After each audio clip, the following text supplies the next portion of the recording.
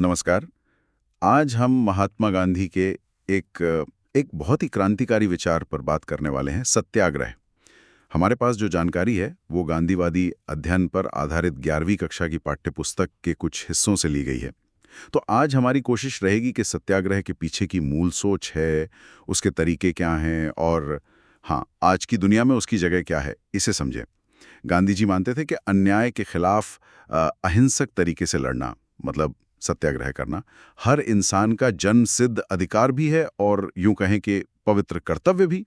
चलिए इस सोच की गहराई में उतरते हैं। अच्छा, तो ये सत्याग्रह का विचार ये गांधी जी के मन में आया कैसे? मतलब इसके पीछे प्रेरणा क्या थी? सुना है कई लोगों और विचारों का असर रहा इस पर। जैसे हेनरी डेविड थारो का एक निबंध था सिविल डिसोबीडियंस पर। हाँ, थोरो का वो विचार कि अन्यायपूर्ण कानून को मानना जरूरी नहीं बल्कि उसे तोड़ना चाहिए, इसने गांधी जी को वो शांतिपूर्ण प्रतिरोध का रास्ता दिखाया। फिर न्यू टेस्टमेंट से भी उन्हें कुछ प्रेरणा मिली, शायद वो निष्क्रिय प्रतिरोध वाली बात, हाँ, बिना हिंसा के विरोध करना। और फिर भगवत गीता और लियो टॉल्स्टॉय की किताब the kingdom of God is with in you, इनसे ये सोच और मतलब पुख्ता हो गई। और एक बात जो मुझे काफ़ी दिलचस्प लगती है, गांधी जी ने खुद माना कि सत्याग्रह का असली पाठ तो उन्होंने अपनी पत्नी कस्तूरबा से सीखा था। हाँ हाँ, ये उन्होंने स्वीकारा था। उन्होंने बताया कि कैसे कस्तूरबा उनकी इच्छाओं के आगे नहीं झुकी और उनकी जिद की वजह से जो तकलीफें सही वो चुपचाप सहती रहीं। कस्तूरबा का वो शांत लेकिन दृढ़ विरोध उसने गांधी जी को बहुत प्रभावित किया। वो कहते थे कि दक्षिण अफ्रीका में जो उन्होंने किया वो एक तरह से कस्तूरबा के तरीके का ही विस्तार था। बिल्कुल। और यहीं से सत्याग्रह का जो मूल उद्देश्य है वो समझ आता है। इसका मकसद सामने वाले को हराना या सजा देना या बेइज्जत करना वो कतई नहीं है, बल्कि मकसद है प्यार और सब्र से खुद कष्ट सहकर विरोधी को उसकी गलती का एहसास कराना। यहाँ सबसे कमाल की बात यह है कि लक्ष्य है विरोधी का हृदय परिवर्तन, ताकि मतभेद शांति से सुलझ सकें। गांधी जी ने कहा भी था, अहिंसक लड़ाई का अंत हमेशा समझौता होता है, हुक्म चलाना या विरोधी का अपमान करना नहीं। अच्छा, यानी जीत दोनों पक्षों की होनी चाहिए। मतलब सत्याग्रही अपने विरोधी को दुश्मन नहीं बल्कि एक इंसान समझता है और उसकी अच्छाई को जगाने की कोशिश करता है। ये तो संघर्ष का बिल्कुल अलग नजरिया हुआ। हाँ, बिल्कुल। गांधी जी का कहना था कि हमें अपने विरोधी के साथ भी वैसा ही बर्ताव करना चाहिए जैसा हम अपने गलती करने वाले पिता या बेटे के साथ करेंगे। नफरत की तो कोई जगह ही नहीं। सही कहा। और इसकी बुनियाद वो इस समझ पर टिकी है कि कोई भी जुल्मी निजाम, चाहे वो कितना भी ताकतवर क्यों न लगे, वो असल में उन लोगों की सहमति या कहिए सहयोग पर चलता है जिन पर जुल्म हो रहा है। अगर लोग ये सहयोग वापस ले लें तो वो निजाम टिक नहीं सकता। गांधी जी ने इसे उपनिवेशवाद के संदर्भ में बखूबी समझा था। अंग्रेजी राज इसलिए चल रहा था क्योंकि भारतीय ही टैक्स वसूलने से लेकर फौज और प्रशासन तक में उनका साथ दे रहे थे। हाँ, ये तो है। जब लोगों ने साथ देना बंद किया, सविनय अवज्ञा की, तो अंग्रेजी हुकूमत की जड़ें हिल गईं। तो बुनियादी सिद्धांत ये हुआ, अच्छे काम में सहयोग करो और बुरे काम में असहयोग। बिल्कुल। हाँ, और ये सब बिना किसी नफरत के, मतलब प्रेम के सक्रिय सिद्धांत पर आधारित। ये मानना कि सबसे क्रूर विरोधी के अंदर भी कहीं ना कहीं अच्छाई छिपी होती है, जिसे एक सच्चा व्यक्ति अपने कष्ट सहकर जगा सकता है। जी हाँ। और इसी से जुड़ा है गांधी जी का एक और बहुत महत्वपूर्ण विचार। वो है साधन और साध्य की पवित्रता। अच्छा। उनका जोर इस बात पर बहुत ज्यादा था कि हम जो तरीका अपनाते हैं, मतलब जो साधन इस्तेमाल करते हैं, वो नैतिक रूप से सही होना चाहिए। अच्छा। क्योंकि नतीजा क्या होगा, साध्य क्या मिलेगा, ये पूरी तरह हमारे हाथ में नहीं होता। लेकिन तरीका चुनना, साधन चुनना, वो हमारे हाथ में है। सत्याग्रह में लक्ष्य की तरफ हम कितना बढ़ेंगे, ये इस बात पर निर्भर करता है कि हमारा रास्ता, हमारे साधन कितने पवित्र हैं। ये सोच ही अपने आप में कितनी कितनी क्रांतिकारी थी, खासकर उस दौर की राजनीति में जहां अक्सर माना जाता था कि मकसद हासिल करने के लिए कोई भी तरीका जायज है। सही बात है। ठीक है, तो ये तो हुई सत्याग्रह की सोच और उसके पीछे के सिद्धांत। अब इसके मूल तत्व क्या हैं? मतलब किन चीजों से मिलकर सत्याग्रह बनता है? जाहिर है, सिर्फ विरोध करना ही सत्याग्रह नहीं होगा। बिल्कुल नहीं। इसके 3 बुनियादी और कह सकते हैं अटूट हिस्से हैं: सत्य, अहिंसा और आत्मकष्ट यानी तपस्या। ये तीनों एक दूसरे से ऐसे जुड़े हैं कि इन्हें अलग नहीं किया जा सकता। किसी एक के बिना कोई भी क्रिया सत्याग्रह नहीं कहला सकती। सत्य, अहिंसा और आत्मकष्ट, ठीक है। पहला है सत्य। सत्याग्रही के लिए सत्य ही परम लक्ष्य है और इसे जानने के लिए मन को सारे पूर्वाग्रहों और स्वार्थ से खाली करना पड़ता है, शुद्ध करना पड़ता है। गांधी जी के लिए तो सत्य का मतलब ईश्वर से भी ज्यादा गहरा था। उनका मानना था कि लोग ईश्वर के अस्तित्व को नकार सकते हैं पर सत्य को नहीं। सत्य को नकारना तो खुद को नकारने जैसा है। दूसरा स्तंभ है अहिंसा। गांधी जी अक्सर नॉन वायलेंस की जगह अहिंसा शब्द इस्तेमाल करना ज्यादा पसंद करते थे। हाँ, क्यों? क्योंकि अहिंसा का मतलब सिर्फ मारकाट या शारीरिक चोट ना पहुंचाना ही नहीं है। इसमें नफरत का ना होना तो है ही, पर साथ में प्रेम का, एक सकारात्मक प्रेम का भाव भी जरूरी है। गांधी जी मानते थे कि प्रेम ही दुनिया की सबसे बड़ी रचनात्मक शक्ति है जो विकास, सद्भाव और खुशी लाती है। प्रेम, रचनात्मक शक्ति। जी। और तीसरा आत्मकष्ट या तपस्या। ये सत्याग्रह का शायद सबसे अनोखा और सबसे चुनौतीपूर्ण पहलू है। इसका सिद्धांत है बुराई का जवाब भलाई से देना। विरोधी को तकलीफ पहुंचाने के बजाय सत्याग्रही खुद दुख झेलता है। खुद दुख झेलता है। हाँ, गांधी जी का पक्का विश्वास था कि दूसरों के भलाई के लिए, सत्य के लिए उठाया गया कष्ट कभी बेकार नहीं जाता। वो हमेशा अच्छे नतीजे लाता है। बिना कष्ट सहने की तैयारी के सत्याग्रह मुमकिन ही नहीं है। ये आत्मकष्ट वाला सिद्धांत सुनने में जितना आदर्शवादी लगता है, उतना ही मुश्किल भी रहा होगा पालन करने में। और आपने कहा था कि गांधी जी ने सत्याग्रहियों के लिए कुछ कड़े नियम भी बनाए थे। वो क्या थे? हाँ, नियम काफी सख्त थे, इसमें कोई शक नहीं। मूल बात ये थी कि मन में किसी के लिए नफरत या बदले की भावना बिल्कुल ना हो। जैसे हमलों या सजा का कभी बदला ना लें, कोई गुस्सा जाहिर ना करें, बल्कि विरोधी का गुस्सा झेल लें, खुशी खुशी गिरफ्तारी दें या अगर संपत्ति जब्त होती है तो होने दें। अच्छा। और सबसे अनोखी बात शायद ये थी कि अगर कोई आपके विरोधी पर हमला करने की कोशिश करे तो आप अहिंसक तरीके से उसकी रक्षा करें। विरोधी की रक्षा? कमाल है। जी, ये नियम दिखाते हैं कि सत्याग्रह के लिए किस दर्जे के आत्मानुशासन और नैतिक बल की जरूरत थी। ये कोई आसान रास्ता नहीं था। वाकई? तो फिर जाहिर है सत्याग्रही बनने के लिए कुछ खास योग्यताएं भी चाहिए होंगी, ऐसी कोई भी नहीं बन सकता। निश्चित रूप से। गांधी जी के अनुसार सत्याग्रहीचा ईश्वर में एक जीवंत विश्वास होना चाहिए। सत्य और अहिंसा में उसकी पूरी आस्था होनी चाहिए। वो उसकी रग रग में बसे होने चाहिए। उसका जीवन पवित्र हो, सादा हो, वो नियमित रूप से खादी पहने और काते, किसी भी तरह का नशा ना करे और अनुशासन के नियमों का सख्ती से पालन करे। खादी पहनना और कांतना भी? हाँ, ये आत्मनिर्भरता और श्रम के सम्मान का प्रतीक था। और अनुशासन यहाँ तक कि जेल जाने पर भी जेल के नियमों का पालन करे, जब तक कि वो नियम आत्मसम्मान के खिलाफ ना हो। अनुशासन पर इतना जोर? अनुशासन पर गांधी जी का जोर बहुत ज्यादा था। उनका कहना था, त्याग, अनुशासन और आत्मसंयम के बिना कोई मुक्ति नहीं, कोई उम्मीद नहीं। वो मानते थे कि अनुशासन ही इंसान को जानवर से अलग करता है। गांधी जी खुद, उनका अपना जीवन कठोर अनुशासन की मिसाल था। सुबह शाम की प्रार्थना, रोजाना कताई, मौन व्रत के दिन, ये नियम वे कभी नहीं तोड़ते थे, चाहे कुछ भी हो जाए। उनका मानना था कि किसी भी सामूहिक आंदोलन की सफलता के लिए अनुशासन पहली और सबसे जरूरी शर्त है। तो ये सब सुन के ऐसा लगता है कि सत्याग्रह कोई अचानक भड़कावा गुस्सा या विरोध नहीं है, बल्कि एक बहुत सोची समझी अनुशासित प्रक्रिया है। इसके कुछ चरण भी होते होंगे, एक प्रोसेस होता होगा। हाँ बिल्कुल, ये एक सिलसिलेवार प्रक्रिया है, अचानक नहीं होता। सबसे पहले तो अन्याय का साफ साफ एहसास होना जरूरी है। फिर जो लोग उस अन्याय से प्रभावित हैं, उनसे संपर्क साधना, उन्हें संगठित करना, उसके बाद विरोधी पक्ष के पास जाना, उन्हें अपनी बात समझाना, अन्याय दूर करने की अपील करना, बातचीत की कोशिश करना। पहला कदम बातचीत। हाँ, अगर बात न बने तो फिर आम जनता को मुद्दे के बारे में शिक्षित करना, जनमत तैयार करना, फिर विरोध प्रदर्शन शुरू करना और जरूरत पड़ने पर सीधी कार्रवाई जैसे असहयोग या सविनय अवज्ञा।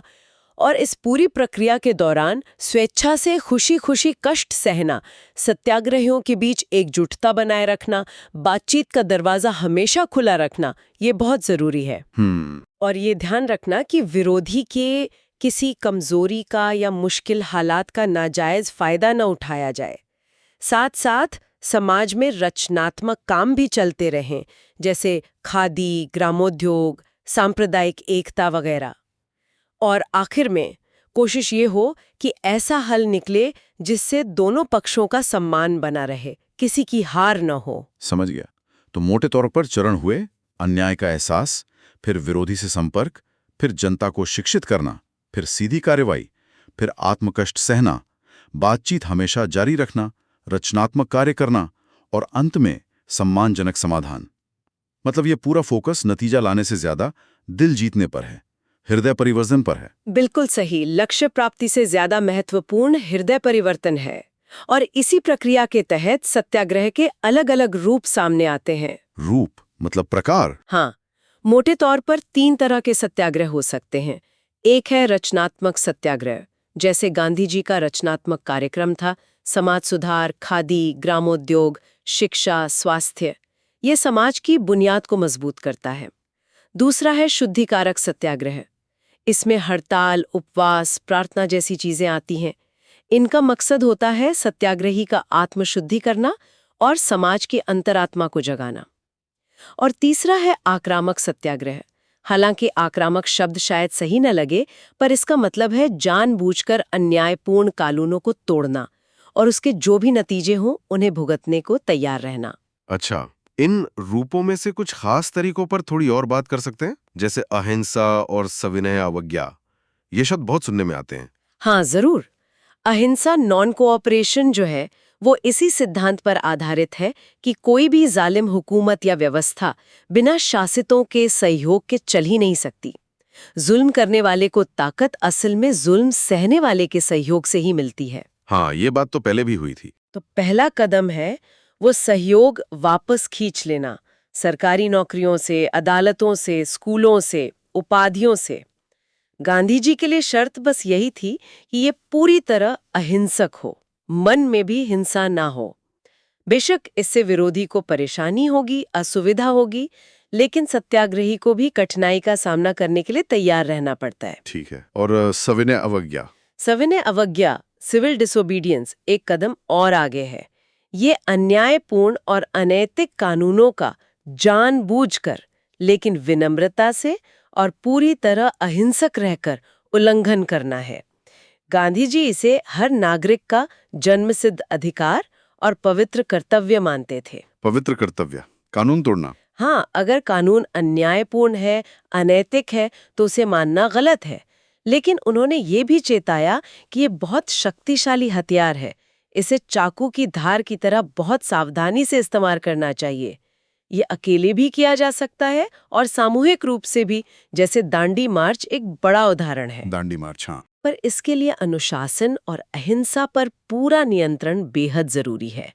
ये इस गहरे विश्वास पर टिका है कि बिना गलती के सत्य के लिए कष्ट सहने में एक बड़ी नैतिक शक्ति होती है जो सामने वाले का हृदय पिघला सकती है। और उपवास?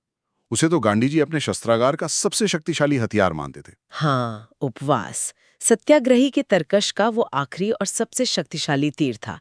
गांधी जी ने इसे कभी-कभी अग्निबाण भी कहा है, लेकिन ये हर किसी के बस की बात नहीं। गांधी जी कहते थे कि इसके लिए मन, वचन और कर्म से पूरी तरह शुद्ध होना जरूरी है। ईश्वर में अटूट श्रद्धा, धीरज, मन की शांति और किसी के प्रति द्वेष का पूरी तरह अभाव, ये सब चाहिए। गांधी जी के अपने उपवास उनकी अंतरात्मा की आवाज होते थे, किसी पर दबाव डालने के लिए नहीं। हालांकि उन्होंने खुद एक बार माना था, शायद राजकोट उपवास के समय, कि उसमें जबरदस्ती का तत्व आ गया था, जो कि सत्याग्रह के सिद्धांत के खिलाफ था। अच्छा, उन्होंने खुद ये माना? हाँ, ये उनकी ईमानदारी थी और ये दिखाता है कि ये रास्ता कितना कठिन है। ये आज की जो राजनीतिक भूख हड़तालें होती हैं, उनसे बहुत अलग था, जिनका मकसद अक्सर सिर्फ दबाव डालना या ब्लैकमेल करना होता है। गांधी जी का उपवास आत्मशुद्धि और प्रेम जगाने के लिए था। ये जानना बहुत जरूरी है, क्योंकि अक्सर लोग सत्याग्रह और निष्क्रिय प्रतिरोध को एक ही समझ लेते हैं।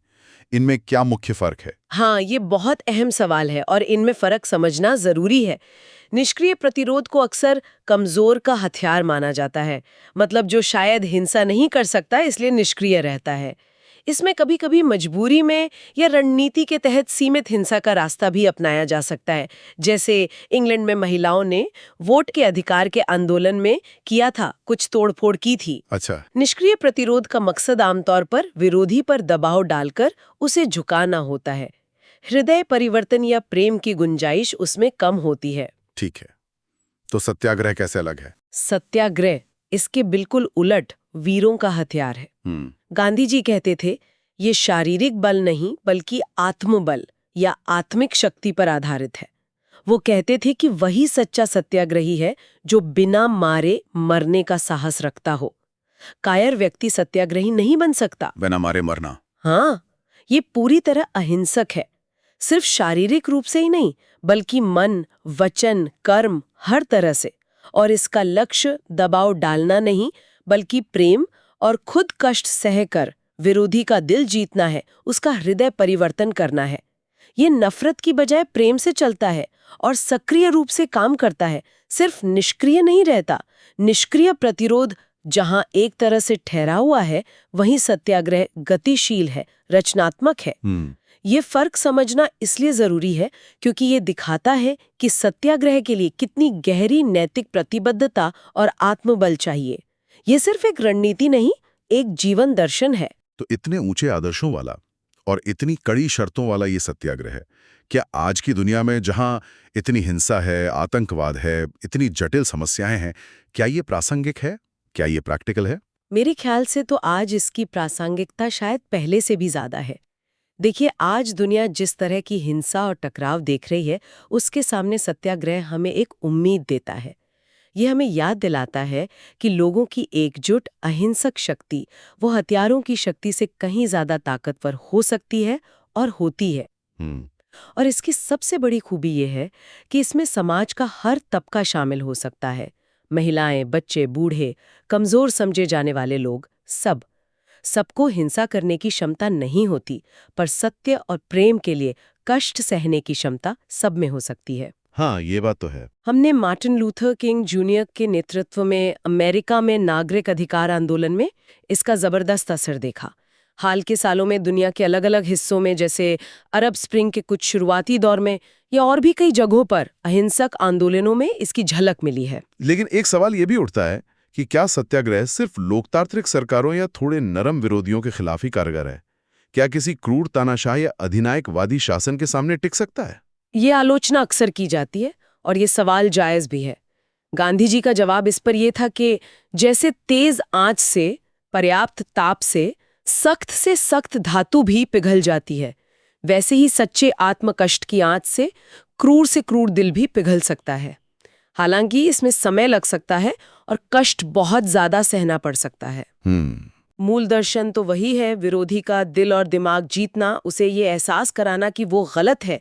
गांधी जी का तर्क था कि अगर हम हिंसा का रास्ता अपनाते हैं और बाद में पता चलता है कि हम गलत थे, तो हमने विरोधी को बेवजह नुकसान पहुंचाया। लेकिन अहिंसा में, सत्याग्रह में, अगर हम गलत भी हुए तो कष्ट हमने खुद सहा है, किसी और को चोट नहीं पहुंचाई। ये एक बहुत गहरा नैतिक तर्क है। जी, और यहीं पर एक और विचार आता है जो आजकल काफी चर्चा में रहता है, वो है अहिंसक प्रत्यक्ष कार्यवाही, यानी नॉन वायलेंट डायरेक्ट एक्शन या एनवीडीए। एनवीडिया, ये सत्याग्रह से कैसे जुड़ा है? ये सत्याग्रह से प्रेरित तो है, पर थोड़ा अलग है। एनवीडीए मूल रूप से सरकारी नीतियों या सामाजिक अन्यायों को बदलने के लिए लोगों की संगठित, समन्वित, अहिंसक कार्यवाही है। इसमें प्रदर्शन, धरने, नाकेबंदी, बहिष्कार, लॉबिंग, मीडिया अभियान, ये सब तरीके शामिल हो सकते हैं। एक विचारक हैं जीन शार्प, उन्होंने इसे दुनिया भर में एक व्यवहारिक रणनीति के तौर पर बहुत लोकप्रिय बनाया। जीन शार्प, हाँ, नाम सुना है। शार्प ने गांधी से प्रेरणा जरूर ली, लेकिन उन्होंने एनवीडीए को ज्यादातर एक राजनीतिक और सामाजिक बदलाव की तकनीक के रूप में पेश किया। गांधी जी की तरह इसके गहरे नैतिक या आध्यात्मिक पहलुओं पर उतना जोर नहीं दिया। हाँ, ये फर्क है। शार्प का नजरिया ज्यादा रणनीतिक लगता है। उन्होंने शायद इसके तरीके भी गिनाए। हाँ, शार्प ने एनवीडीए के मोटे तौर पर 3 मुख्य प्रकार बताए। पहला, सिर्फ प्रतीकात्मक विरोध जताना, जैसे मार्च निकालना, जुलूस, पोस्टर लगाना, नारे लगाना। दूसरा, असहयोग, सामाजिक, आर्थिक या राजनीतिक स्तर पर सहयोग न करना, जैसे सामाजिक बहिष्कार, उपभोक्ता बहिष्कार, हड़तालें, टैक्स न देना वगैरह। असहयोग, ठीक है। और तीसरा, सक्रिय रूप से दखल देना या हस्तक्षेप करना, जैसे धरना देना, किसी दफ्तर पर शांतिपूर्वक कब्जा करना, भूख हड़ताल करना या यहाँ तक कि समानांतर सरकार या संस्थाएं बनाने की कोशिश करना। शार्प ने ऐसी करीब 198 या उससे भी ज्यादा विधियों का दस्तावेजीकरण किया है। 200 के करीब तरीके। जी, तो उनका दृष्टिकोण बहुत हद तक रणनीतिक है कि कैसे अहिंसक तरीकों से सत्ता संतुलन को बदला जा सकता है। ये गांधी जी के सत्य और अहिंसा के प्रति जो गहरी नैतिक और आध्यात्मिक प्रतिबद्धता थी, उससे थोड़ा अलग है। शार्प का तरीका अपनाने के लिए जरूरी नहीं कि आप गांधी जी की तरह ईश्वर या सत्य में गहरा विश्वास रखते हो। समझ गया, ये व्यवहारिक रणनीति पर ज्यादा जोर देता है। बिल्कुल। तो कुल मिलाकर अगर हम देखें तो सत्याग्रह सिर्फ विरोध का एक तरीका भर नहीं है, ये कहीं ज्यादा गहरा है। ये सत्य, प्रेम और आत्मकष्ट पर टिका हुआ अन्याय से लड़ने का एक पूरा दर्शन है, एक जीवन शैली है। इसका मतलब ये हुआ कि ये संघर्ष को सिर्फ जीतने का तरीका नहीं, बल्कि उसे बदलने का, उसे एक ऊंचे नैतिक धरातल पर ले जाने का रास्ता दिखाता है। भटके हुए साथी की तरह देखता है जिसका हृदय परिवर्तन करना है। और ये हमें सोचने पर मजबूर करता है, आज की इस उलझी हुई दुनिया में जहां विरोध के तरीके अक्सर बहुत रणनीतिक हो गए हैं, हिसाब किताब वाले हो गए हैं और कभी-कभी तो जबरदस्ती या दबाव बनाने वाले भी होते हैं। क्या गांधी जी वाला वो खालिस सत्याग्रह जो सत्य और अहिंसा पर इतना गहरा अटूट जोर देता है, क्या वो अब भी उसी रूप में मुमकिन है? ये एक बड़ा सवाल है। या फिर आज के जमाने में उसे कारगर बनाने के लिए जीन शार्प जैसे विचारकों ने जो रणनीतिक अनुकूलन किए हैं, क्या वो जरूरी हो गए? क्या व्यावहारिकता के लिए आदर्शों से थोड़ा समझौता करना पड़ता है? ये एक ऐसा सवाल है जिस पर शायद हमारे श्रोता खुद भी विचार कर सकते हैं कि आज के संदर्भ में सत्याग्रह का क्या रूप सबसे सार्थक हो सकता है।